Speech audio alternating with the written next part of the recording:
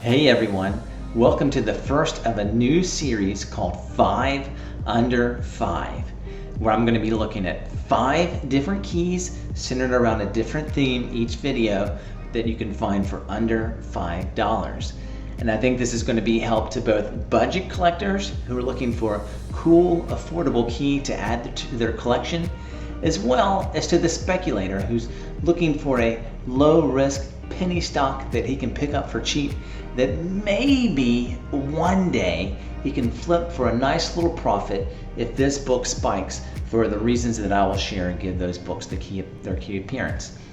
And we're going to start off this series by taking a look at 5 keys that you can find under $5 for Namor. Of course, if you've been watching my videos, you know that I'm a big fan of Namor, and so I thought it'd be fun to start off with him, especially since there's a lot of excitement with his upcoming debut in Wakanda Forever. And so the first 3 books I'm going to share, I'm going to put into the category of all day, every day. These are 3 books that you should be able to find for under $5, very easy.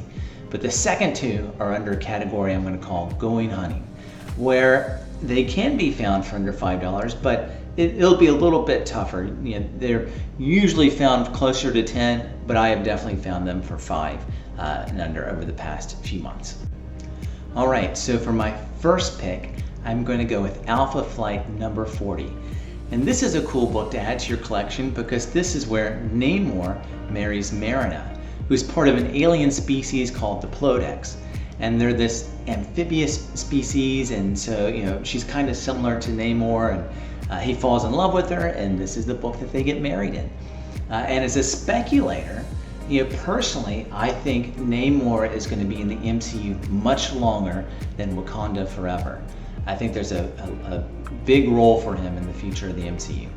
And maybe that's just my bias because I like the character, but I think that's going to be true. And so there's a potential, especially maybe if he gets a Disney Plus series, that they introduce a love interest at some point. And who better than the person he ends up marrying in the comics? Now, again, obviously, I don't know that's going to happen. And this is why these books that I'm recommending, or you should see them as penny stocks or maybe like lottery tickets. I don't think you should bank on these becoming, $30, $40 books. But if this happens, if Marin is introduced as Namor's love interest and they end up getting married, then I'm certain this book, at least for a short time, will spike up to that amount. So if you feel like taking a gamble, this is a nice one to pick up. Now, another reason to add this book to your collection is because it's one of the 25th anniversary covers, and there's a subset of the collecting community, and I am one of them, if you've been watching my video, who really want to add all of these covers to their collection, and this is a very affordable one. Some of them aren't so affordable, and funnily enough, the ones that are the most expensive are like Care Bears and Heathcliff and some like that, because they were bought by kids who, of course, just read through them, and it's hard to find a near mint copy for them because it wasn't like adults were buying Care Bears number 3 or whatever it was and stuffing it in a bag and a board. And so those are pretty pricey, but you can find this one for a nice price.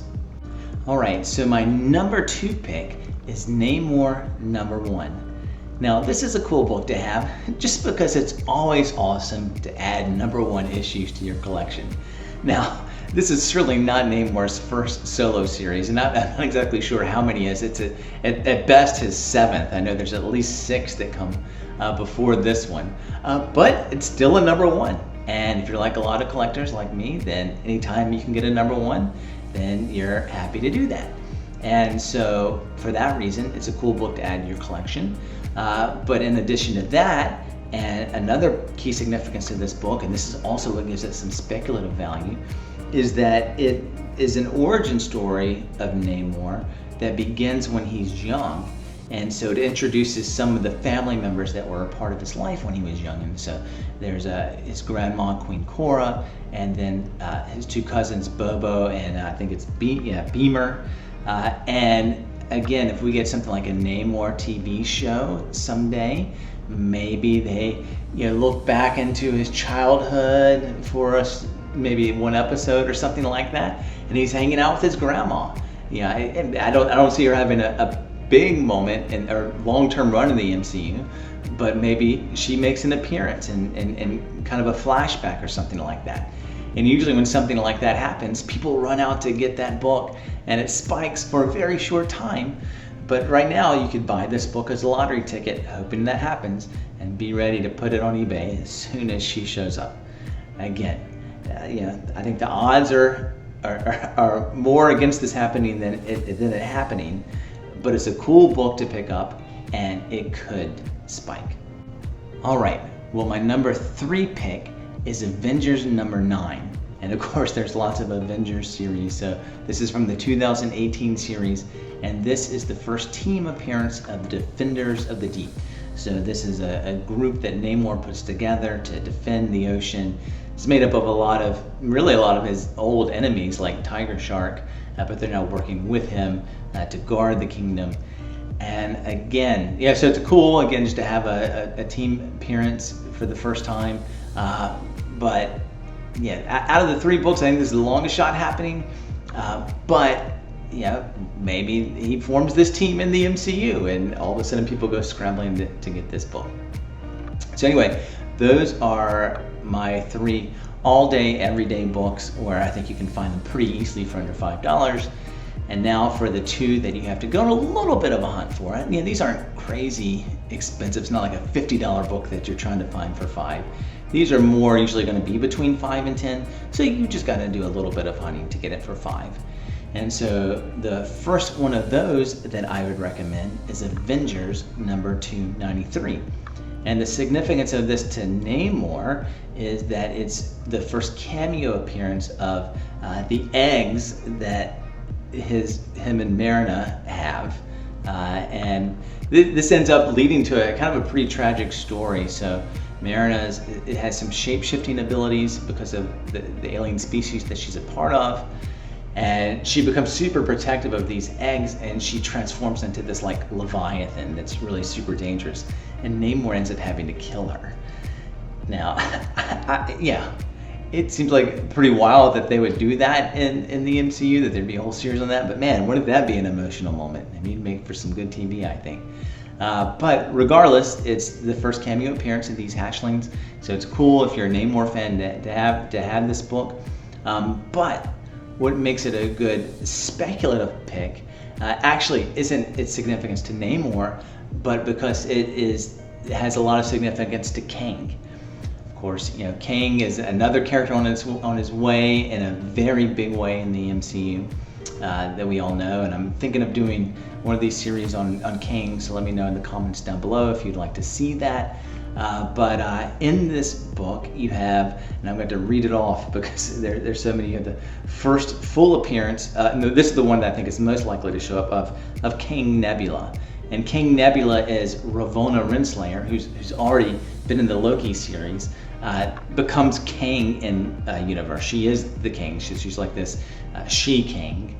And I think that could very well happen, since we've already seen Ravonna, that as we explore the multiverse, we come to a universe where she's actually the King. That would be a super cool story. And of course provide a possible love interest for Kang, maybe. This book also contains the first full appearance of Chairman Kang, who's the leader of the Council of Kings. So I'm banking big on there somehow, as all these kings are going to be revealed, that we're going to have some kind of Council of Kings eventually. And so then if you have the Council of Kings, well, aren't you going to have the chairman? And then it also contains the first full appearance of King of Other Earth. I don't really know much about that character, but it's another king that could show up. I mean, if He Who Remains, it was in the Loki, I think, all kings are on the table to show up in, the MCU and these upcoming movies. And then it also contains the first cameo appearance of King Cobra. Again, another king that I don't know a lot about, but that I want to get to know. I'm going to go back and read this book soon. And once again, all these are potential to pop up. So I think this book is a good one to speculate on for Kang, and a cool book to collect as a Kang fan, but also as a Namor fan. All right, well, the final book I'm going to talk about today is Namor the Submariner, #1 from 1990. And this, like the Namor I mentioned earlier, is cool because it's a #1 issue. And this is the 6th solo series. That's why I knew the other one was at best the 7th. But this is his 6th solo series. And so again, not one of his early solo series, but a #1 nonetheless. But this is cool because it contains the first appearance of Phoebe Mars. As I mentioned when talking about Marina, if we explore Namor more in the MCU, then they may give him a love interest at some point, and Phoebe Mars is another love interest that he's had.